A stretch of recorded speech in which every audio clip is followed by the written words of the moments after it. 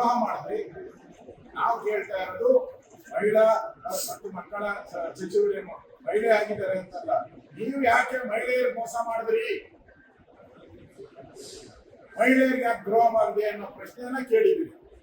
ಆದ್ರೆ ಸದನದಲ್ಲಿ ಅವ್ರು ಉತ್ತರ ಕೊಡ್ಬೇಕಾದ್ರೆ ಅವ್ರು ಹೇಳ್ಬೇಕಾಯ್ತು, ತಪ್ಪಾಗಿದೆ, ನಾನು ಫೆಬ್ರವರಿ ಮತ್ತು ಮಾರ್ಚ್ ನಿಮ್ಮ ಈ ಸದನ ಮುಗಿಯೋದ್ರೊಳಗಡೆ ಅವ್ರ ಅಕೌಂಟ್ಗೆ ಒಂದೇ ಸರಿ ಹಾಕ್ಬಿಡ್ತೀನಿ ಅಂತ ಹೇಳಿದ್ರು ನಾವು ಕ್ಷಮಿಸ್ಬಿಡ್ತಾ ಇದ್ವಿ.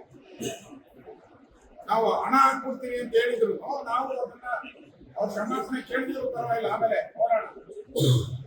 ಹಣನೂ ಹಾಕಿಲ್ಲ, ಕ್ಷಮೆನೂ ಕೇಳಿಲ್ಲ. ಅಧಿಕಾರಿಗಳ ತಪ್ಪುಗಳನ್ನ ಬರ್ಕೊಟ್ರೆ ಅದನ್ನೇ ತಂದು ಗೊತ್ತಿಲ್ಲಲ್ಲ, ಯಾಕೆ? ನಿಮ್ಮ ಹೊಡೆದಾಟ ಜಗಳ ಮುಖ್ಯಮಂತ್ರಿಗಳು ಇಳಿಸೋದು ಏರ್ಸೋದು, ಈ ಜಗಳದಲ್ಲಿ ಸದನ ಯಾಕೆ ನಡೆಸ್ತಿಲ್ಲ? ಸದನ ನಡೆಸುವಂತ ಅವಶ್ಯಕತೆ ಏನಿಲ್ಲ.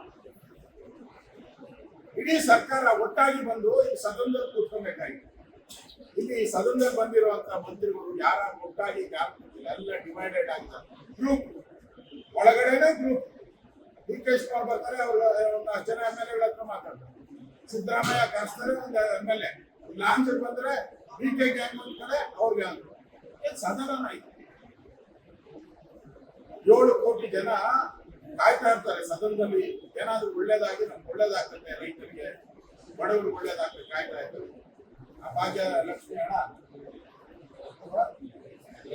ಗೃಹಲಕ್ಷ್ಮಿ ಹಣ ಬರ್ತೈತೆ ನಮ್ಮ ಅಕೌಂಟ್ಗೆ, ಅನ್ನ ತಗೊಳ್ಳೋಣ, ರೇಷನ್ ಪಡೆಯೋಣ ಅನ್ನೋ ಇದರಲ್ಲಿ ನೀವು ಅವರ ಆಸೆಗೆಲ್ಲ ಉಪವಾಸ ಮಾಡ್ಬಿಟ್ಟಿದ್ವಿ, ತಣ್ಣೀರು ಬಟ್ಟೆ ಹಾಕ್ಬಿಟ್ವಿ ಅವ್ರ ಹೊಟ್ಟೆ ಮೇಲೆ.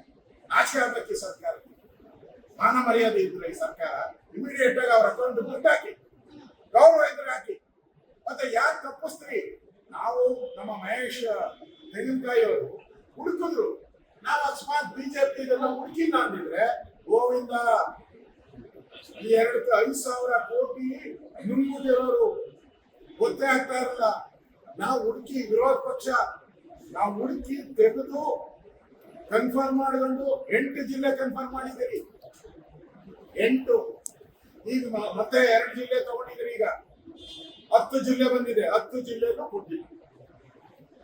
ಇಷ್ಟಾದ್ಮೇಲೆ ನಾವು ಜಿಲ್ಲಾ ಕಚೇರಿಯಲ್ಲಿ ನಾವು ವರದಿ ಕೇಳಿದ್ರೆ ಎಲ್ಲರಿಗೂ ಧಮಕಿ ಹಾಕ್ಬಿಟ್ಟಿದ್ದಾರೆ, ಕೊಡಬೇಡಿ ಅಂತ. ಕೊಡಕ್ಕೆ ತಯಾರಿಲ್ಲ ಹುಡುಗರೆಲ್ಲ. ಏನ್ ಸರ್ಕಾರ ಇದು? ಧಮಕಿ ಸರ್ಕಾರನ? ಏನೋ ಡಿ ಕೆ ಶಿವಕುಮಾರ್ ಫ್ಲಾಟ್ ಓನರ್ಗೆಲ್ಲ ಧಮಕಿ ಹಾಕ್ತಾರಪ್ಪ, ಈ ಅಧಿಕಾರಿಗಳಿಗೆಲ್ಲ ಧಮಕಿ ಹಾಕಿ ಕೊಡ್ಬೇಡ್ರಿ, ಮಹೇಶ್ ತೆಂಗಿನಕಾಯಿ ಬಂದ್ರೆ ಎಲ್ಲೂ ಕೊಡ್ಬೇಡಿ ಅಂತ ಹೇಳಿದ್ರೆ ಏನ್ ಇದನ್ನ ಸರ್ಕಾರ ಅಂತಾರ? ಗುಂಡಾಗಿರಿ ಸರ್ಕಾರ ಇದು.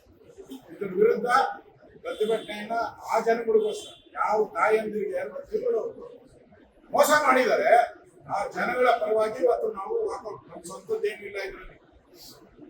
ಆ ಜನಗಳಿಗೆ ನ್ಯಾಯ ಸಿಗಬೇಕು ಅಂತ ಹೇಳಿ